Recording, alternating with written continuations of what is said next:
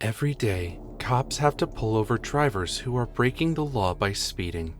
The reason for speeding could be anything from a medical emergency to young teenagers just having some fun. When one cop from Louisiana pulled over a speeding car to issue a ticket, he grew a little suspicious and decided to investigate further. What he discovered inside the car was disturbing. On July 29, 2020, a police officer stopped a 2017 Chevrolet Camaro that was being driven by a young teenager named Michael Mitchell. The officer pulled over the car for going 20 miles per hour over the speed limit. The one driving the car was an 18-year-old Mitchell who didn't even have a driver's license. The officer proceeds to ask him if he has any kind of narcotic inside the vehicle, and he confirms that he just smoked weed inside the car. Mitchell is going too fast on the road, and the car's strong odor of weed tells the cop there might be something else the 18-year-old is hiding. The police officer then tries to investigate further and asks where he had been rushing off to, and all Mitchell has to say is he's going home. But why in such a hurry, since he claims he doesn't even know where his home is? This further raises suspicion, after which the police officer goes in to search the vehicle, all with Mitchell's consent. The police officer starts his search to find any kind of drugs inside the vehicle. What he doesn't know is that there is something completely different that he would find later on. From the inside of the car, everything seems to be fine, but when he reaches the exterior of the left side of the car, he sees multiple bullet holes on the body and the window of the car. This tells the officer that there is something that Mitchell hasn't told him about yet. The officer does a background check on the Camaro and Mitchell. The address where Mitchell actually lives turns out to be different from what Mitchell told him, and even the car is registered to someone else with a different surname, which makes it look like Mitchell stole the car and is on his way to sell its parts. To make the situation even more confusing, Mitchell has a GPS location set up to a place he calls home, even though earlier he claimed he doesn't even know where he's going. The police officer confronts Mitchell and asks him to be honest this time, or he will wind up in jail. But Mitchell lies again, saying that he was on his way to his sister's, but his story did not manage to fool the officer. To add to the confusion, another man pulls up behind the officer and claims that he's been looking for this car and a young boy who may be Mitchell, but when the officer asks for a name, the man gives him the name of another kid. The name the man seems to be looking for is a kid named Michael Robinson Jr., whose family got worried when a day went by and nobody heard from him. This made them concerned about his well-being. Things aren't looking great for Mitchell up till now. It's obvious by now that the car was stolen. The officer decides to ask Mitchell who his brother got this car from, but Mitchell doesn't seem to know. From further investigations, it looks like Mitchell is telling the truth about his brother lending the car to him. The police come to the conclusion that Mitchell's brother stole the car and lent it to him to drive.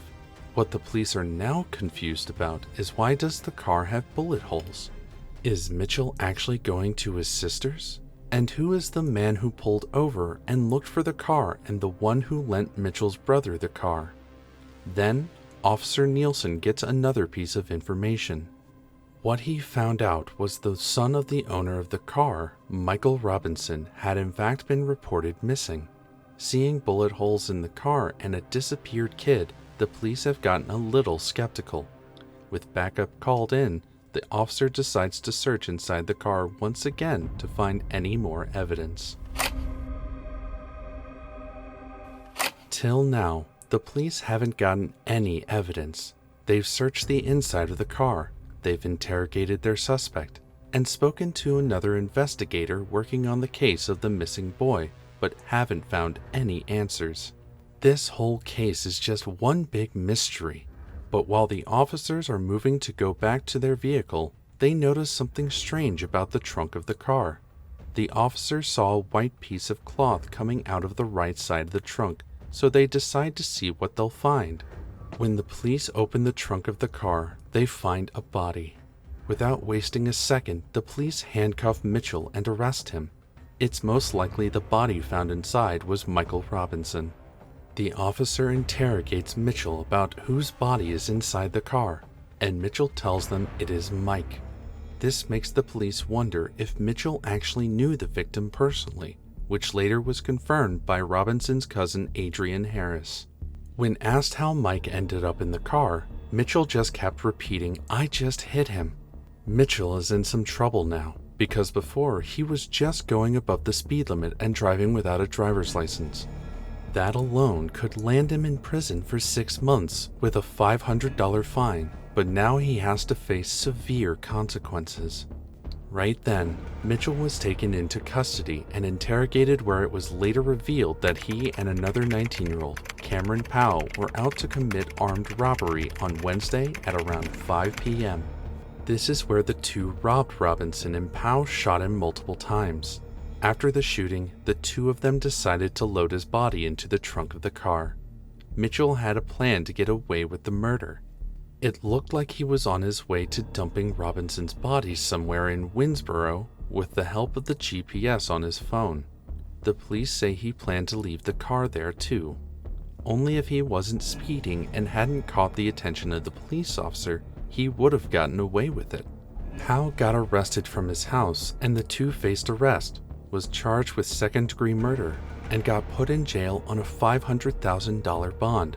But later charges against Powell were dropped when Mitchell redacted his statement. The family members of the victims say that the 23-year-old was about to graduate from Grambling State University this fall. Adrian said he was planning on becoming a state trooper. He already had his application. He was getting ready to submit this week, and he was looking to move and get an apartment in Dallas and start his life there. Then at another place, Harris says, "Mike was a very lively person and very positive, so we've been trying for the most part to keep our heads up and pray, because we know he's in a better place and he's no longer suffering." Harris even speaks about his concerns, saying, "As a community, we've been fighting hard to fight racial inequality with the Black Lives Matter movement, and it just sucks when we lose a life to one of our own." What do you think about this case?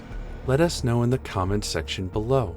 If you enjoyed today's video, then make sure to leave us a thumbs up, and don't forget to subscribe to our channel and click on the bell icon to be always updated with the most exciting content as soon as it's uploaded. Thanks for watching. See you again soon in another video.